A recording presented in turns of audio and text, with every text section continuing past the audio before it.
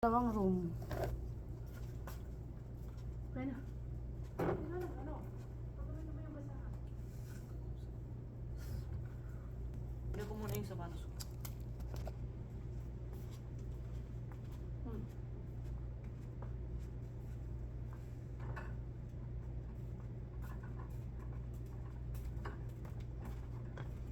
Doon sa kabila. Dito muna sa side.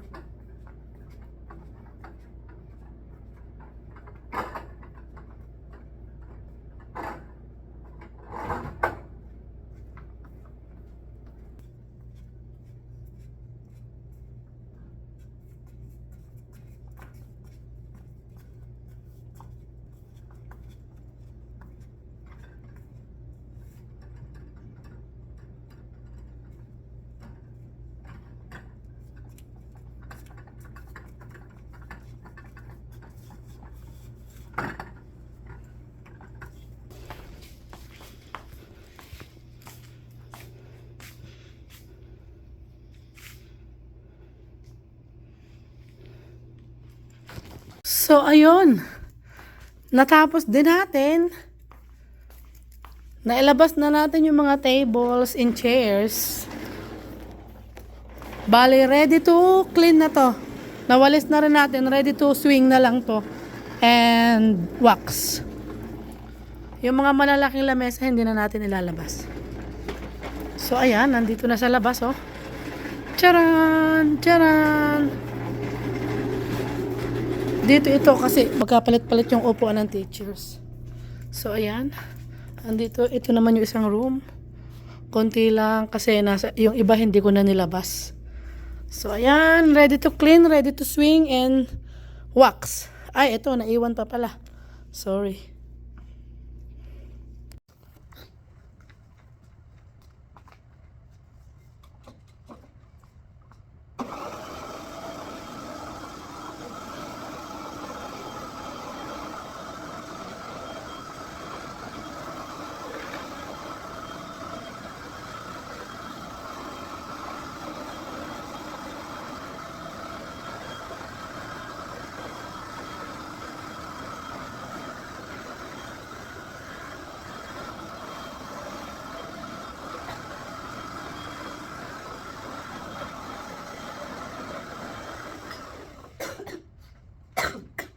So, bali, sinuswing na po natin, nililinis.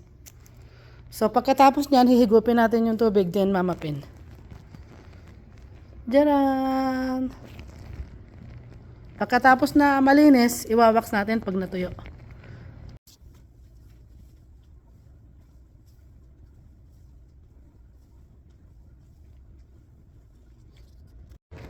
So, yan, tapos na nating banlawan. Na-swing na natin na clean, then binanlawan natin ng 2 beses na clear na water. Bali, in-scrub ko din niya yung ginamitan ko ng scrubbing machine. Yan.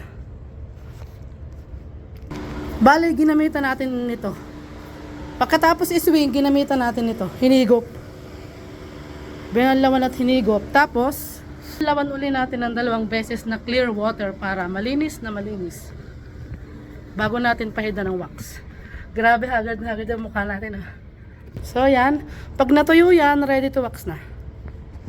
And, ibabalik na natin yung malilinis na table and chairs. Then, that's it. Close the door. Bali, ito po yung pangalawang room natin. Binababad na natin ng may chemical na sabon. Pagkatapos nating ibabad, maghintay ng ilang minuto and then isuswing natin. After ng swing, yan, isuswing natin. Then after that, i-scrub natin at the same time. Aalawan natin at hihigupin natin yung mga excess na tubig na madumi. And then after that, ng scrubbing machine, after scrubbing machine, bali, babalawan uli natin ng mop na 2 beses na clear water. So, yan po ang proseso ng ating ginagawa. Waxing po tayo. Cleaning and waxing.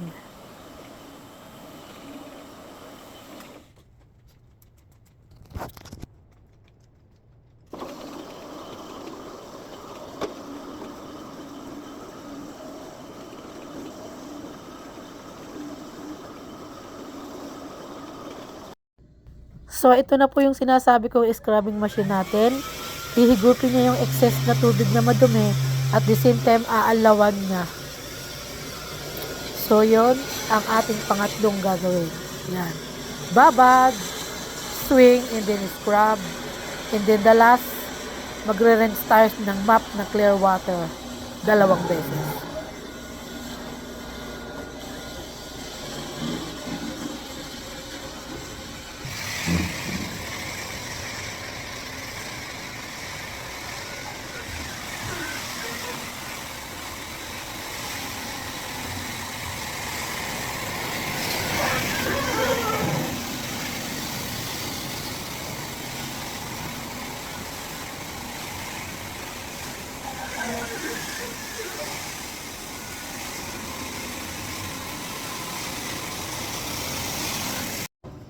So, eto na po mga kamama, magwawax na tayo kasi tuyo na lahat yung ating mga sahig. So, ngayon, nagre-ready na tayo ng mga kagamitang gagamitin natin sa pagwawax. Katulad ng mop na yan, ibang texture niyan, nylon yan. Siyempre, nakamask, naka-gloves tayo, nakatuk. Yan ang ating attire kapag nagwawax. And of course, naka-medyas lang po tayo. Yan. Magsasalin tayo ngayon ng wax. Yan po yung wax natin ginagamit. So mga kamama, magwawax na tayo kasi nalinis na natin, ay labas na natin yung mga gamit. So ready to wax na mga kamama. So ayan, ready to wax na yan. See? Na-scrub na natin kahapon yan, ginamitan natin ng swing. So ngayon, ready to wax.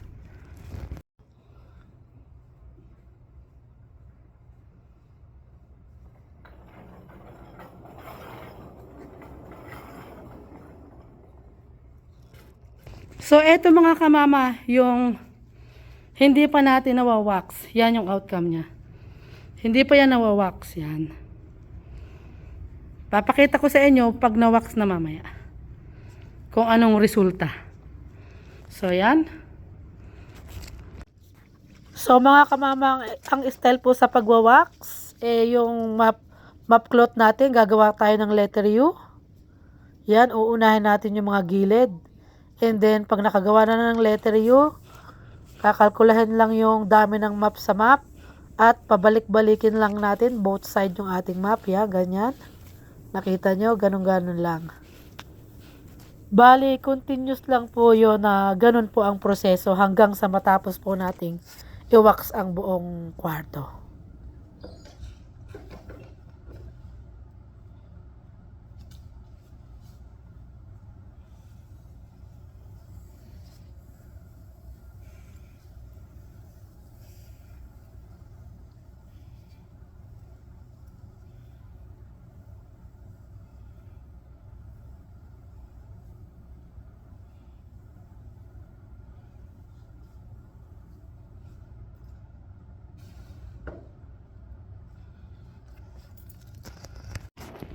So, ito na po yung natapos nating first coating natin, oh. Iba na yung kulay, makintab na siya. So, bali, magdadalawang coating po tayo dito. Para matibay. Kasi, alam nyo na, 6 months pa ang school. Alam nyo na, yung mga upuan, pag minumove, lamesa, yung mga paa, mabilis magasgas. So, kailangan natin ng 2 coating lang po. Kasi, next summer po, baka po mag-stripping, magtanggal ng wax lahat at papalitan ng bago. So, kaya double coating lang natin to. Lipat na tayo sa kabila. Ano natin? Hindi pa nalalagyan ng wax. Nakita nyo, iba pa. Malinis yan. Bali yan, binabaran, sinwing, in-scrub, inalawan ng 2 beses na clear. Bali 3 beses tayo nag-alaw. So yan. And then ito yung kabila. Yan yung hindi pa nalalagyan ng wax. Nakita nyo itong mga puting to. Mga gasgas yan masyado. Maraming itim. Kaya kinuskus ko na muti. Pero mamaya babalik sa tamang kulay yan. Pag nalagyan na natin ng wax. Magwa-wax na ulit tayo dito sa kabilang room. Charan! So, ito yung pangalawang kwarto natin na first coating na rin natin. So, let's go to the third room. Yan. Ito yung hindi pa na wax.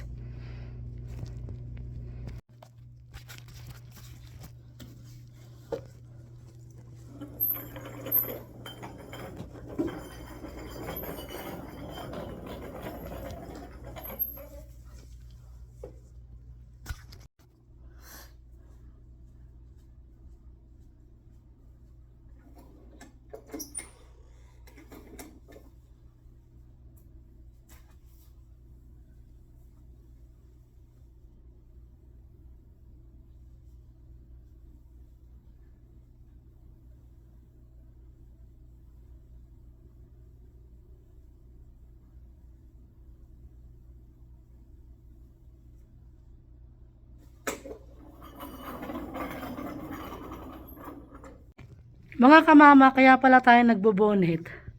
Para yung buhok natin hindi mahulog sa sahig. Kasi once na nahulog at na-wax at hindi ko na napansin ng mata ko, naiwan, titigas, makikita mo na lang yan sa sahig. Ang haba-haba, madami. So, hindi mo na matatanggal.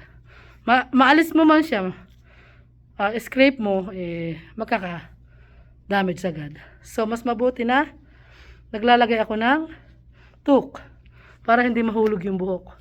Syempre, mas para yung amoy. Iwas sa sakit. Then, gloves. Hindi ko lang ako naglagay ng salamin. Magdo-double coating na tayo pero may nakita akong buhok. May nakaligtas pa pala talaga, oh. Pangit, di ba? Yan yung mangyayari kapag maraming buhok. Di ba ang pangit? Kitang-kita. So, aalisin ko muna to habang may pangalawang coating pa naman ako. Kaya aalisin natin. Magkakaroon ng konting guhit pero hindi na rin masyado halata yun kasi may pangalawang coating tayo. Alisin natin ang scraper. May nakaligtas mga kamama, nakakainis.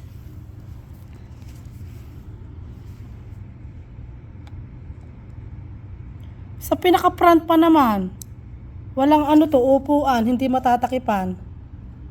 Ano ba yan? Bakit hindi ko to nakita? Napakahaba. Talagang nakaligtas sa mata ko talaga.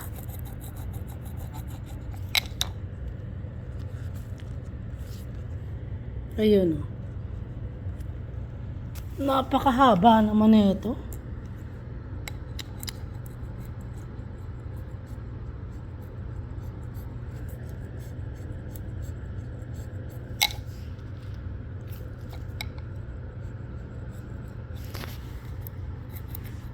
Dadahan-dahanin natin. Yun. Diyan.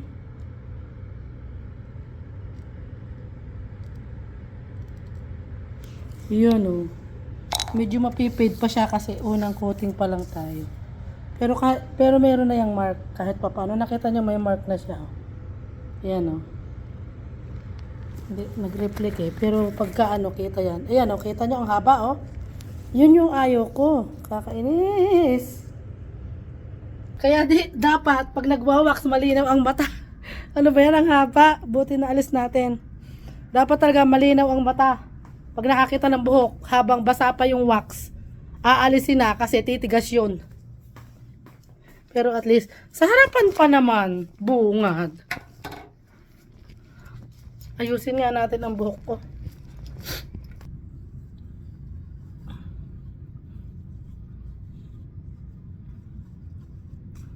Nakaligtas yung buhok ko ah.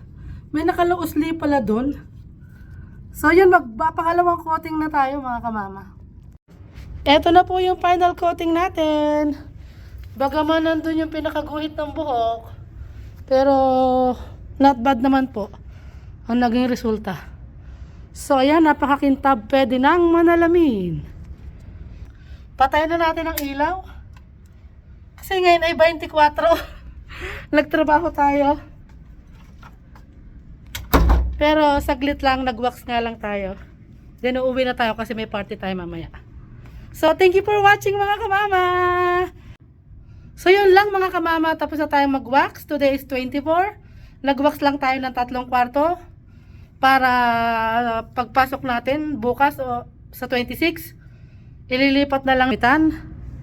So, yun lang po. Thank you for watching. At syempre, Merry Christmas and a Happy New Year sa ating lahat. Bye-bye!